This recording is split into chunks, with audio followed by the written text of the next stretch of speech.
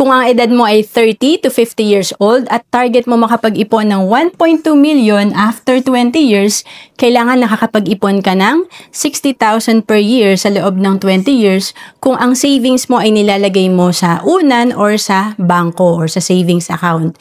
Pero alam mo bang mas mabilis mag-grow ang pera natin pag tayo ay marunong mag-invest? Kagaya sa Kaiser na instead na 20 years ka mag-iipon, 7 years ka lang mag-iipon ng 60,000 per year, sa total na hinulog mo na 420,000, after 20 years, pag nag-mature to, ang projected fund mo nasa 1.2 million. Ano gusto natin? Mag-iipon tayo ng 7 years sa Kaiser or 20 years sa savings account? Ang Kaiser, ang sinimulan ko ring savings program noong 2012 kasi dito tatlo na yung meron ka. Tinatawag na level 1 investing, meron ka ditong healthcare, life insurance at investment. Ito ay 7 years to pay lang and 20 years ang maturity. And kung OFW ka, pwede ka sa Kaiser kasi we have online application. At sabi nga ni Cheryl Cosim, breadwinner, sagot ka ng Kaiser. Kaya to know more about Kaiser, message mo lang ako sa Facebook, Roan Celis Capistrano. Bawat Pilipino dapat maging handa sa mga oras na hindi natin inaasahan.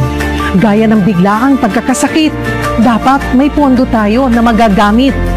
Sa oras ng pangangailangan, dapat may magmamalasakit. At sa pagtanda, walang pangamba, dapat may mag-aalaga.